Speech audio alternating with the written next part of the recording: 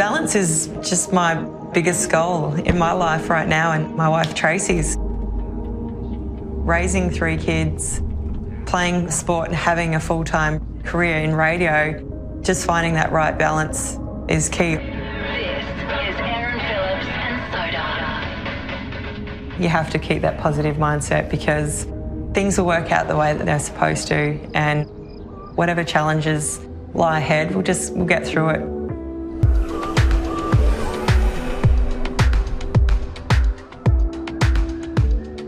It was great growing up, having a dad who was, pretty good at what he did. Another premiership. Phillips doing a marvellous job down there in defence. I was the youngest of 3 girls. He taught us all how to play a game that we loved, even though that he knew that there was nothing beyond just the love of the game. I think the saddest part about the whole thing, looking back, is that it was accepted, and that's just how things were. So I went and chose to play basketball, which ended up working out pretty well for me. My older sister Rachel, she works in accounts for the Port Adelaide Football Club, and she heard whispers of this league. I don't know, there was this little spark of wow, could you actually play football again? This has been 17 years since I'd last played. I considered everything but the love of being able to play football again, and I guess coming off the back of a disappointing 2016 Rio campaign, I felt like I needed to do something different. I needed to take this opportunity while it was there. And then obviously the Crows contacted me, and then it just started becoming actually real. This excitement and this new energy just started to flow through me. So I really didn't know what to expect with the league. Other than that, I knew it was going to be successful, but I didn't know how big it really was going to get. Oh, good take. She kicks it high. Oh, Phillips! So now to be able to play that dream and do it herself, and then see the impact that she's having on all these little girls that never had that pathway, it really is, it's incredible. It's the 2019 AFLW Grand Final. It's Adelaide and Carlton. It was electric, and I remember running back out, and obviously I had the kids with me, and the fireworks went off, and I remember just glancing up, and there was people in the top rafters. Yeah, it was just something that I thought, oh my gosh, we've really made an impact in this world. Phillips off a couple of steps, guides it through. And Phillips has gone down clutching her knee as well. This breaks my heart.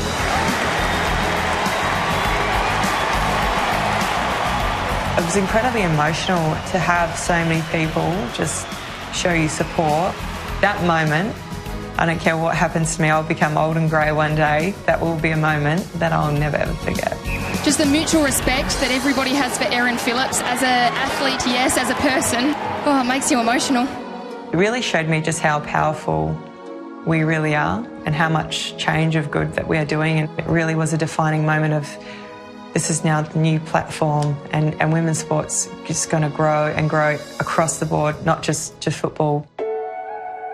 When I met Tracy, we just became great friends. I just found a connection beyond anything I've imagined. She just became my soulmate instantly, and was just a person that I always wanted to be around. There were many moments in our relationship I thought, this will never work, this is crazy.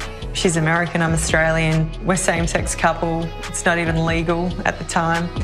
And for some reason we just stuck together and made it work. And I think that's kind of just been the theme of our lives of, when being dealt with challenges, just make it work. Go have kids, just have twins, easy, we'll just get through it.